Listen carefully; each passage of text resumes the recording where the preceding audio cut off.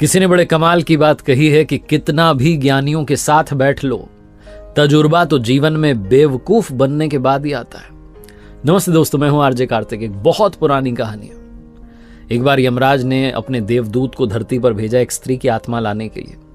देवदूत जब धरती पर आए तो देखते हैं कि उस महिला की 3 छोटी बच्चियां हैं। तीनों रो रो के बुरा हाल हो रखा है। घर में पति की पहली ही मौत हो चुकी है, कोई संभालने वाला नहीं।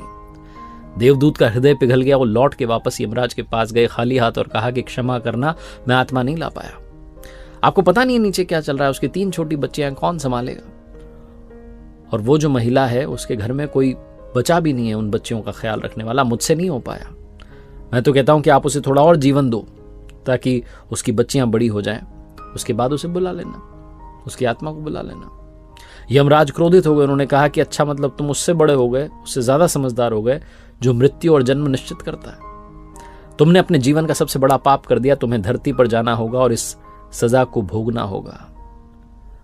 तुम जब तक अपनी मूर्खता पर 3 बार ना हंस लो तब तक तुम वापस नहीं आ सकते। देवदूत को तब भी लग रहा था कि मैं सही हूं, लेकिन सजा मिल गई थी, भोगनी थी।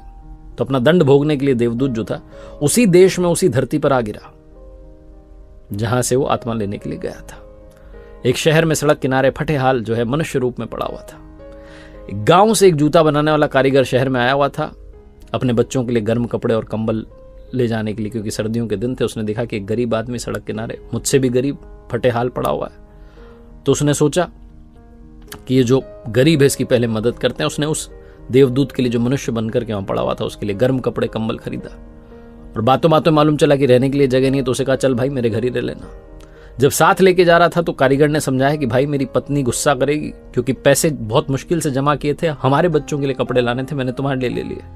वो जो भी बोले सुन लेना। घर पहुंचे तो कारीगर की पत्नी ने गुस्सा करना शुरू किया। देवदूत को जोर से हंसी आई कि समझ ही नहीं पा रही है कि घर में कौन आ गया, देवदूत आ गया, पूरा घर जो है दौलत से भर जाएगा, बहुत सारा धन होगा, ऐश्वर्य होगा, संपदा होगी। समझ ही नहीं पा रही है। बस ये देख रही है कि भाई मेरे बच्चों के कपड़े नहीं आए। वैसे भी इंसान ज्यादा दूर का कहां देख पाता है। तो कारीगर ने पूछा, भाई हंस क्यों रहे हो? तो उसने कहा, मैं अभी नहीं बताऊंगा, 3 बार हंस लूं तो फिर पूरी बात बताऊंगा। कारीगर की पत्नी ने थोड़ा गुस्सा किया। उसके बाद वो रहने लग गया देवदूत। जो काम कारीगर कर रहा था जूता बनाने का, वो देवदूत ने करना शुरू किया और इतना कमाल का काम करना शुरू किया कि पूरे देश में ख्याति फैल गई। यहां तक कि उस देश के सम्राट के जूते भी वहीं से बनने लगे।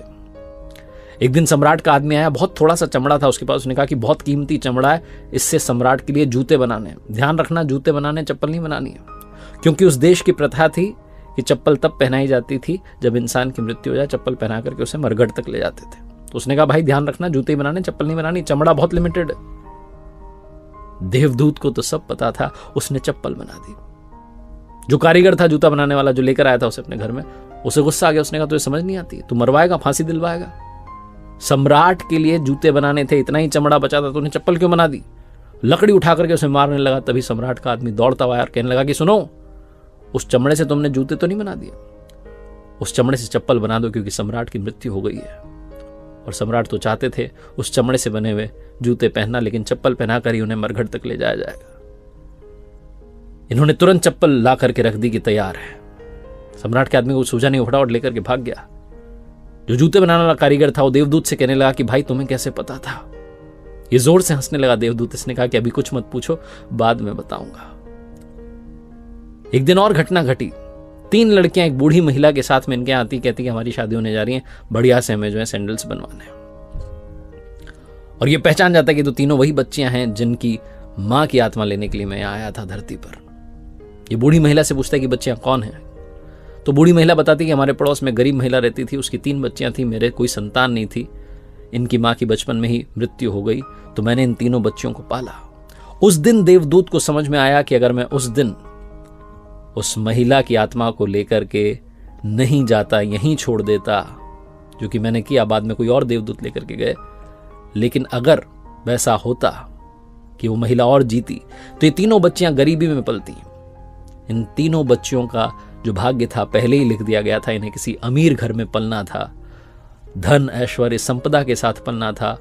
अमीर घर में इनकी शादी होने जा रही, इनका जीवन ऐश्वर्य से संपन्न हो गया और इन्हें मां का प्यार भी मिला, एक ऐसी महिला के रूप में जो कि बहुत करुणावान है। उस दिन देवदूत तीसरी बार हंसा, जोर जोर से हंसा, और जूते बनाने वाले कारीगर ने पूछा कि भाई अब तो बता दे। तब देवदूत ने पूरी बात समझाई और कहा कि मैं अपना दंड भोग रहा था मुझे आज समझ में आ गया कि जो ऊपर वाले का खेल है उससे बेहतर कोई जानता नहीं है।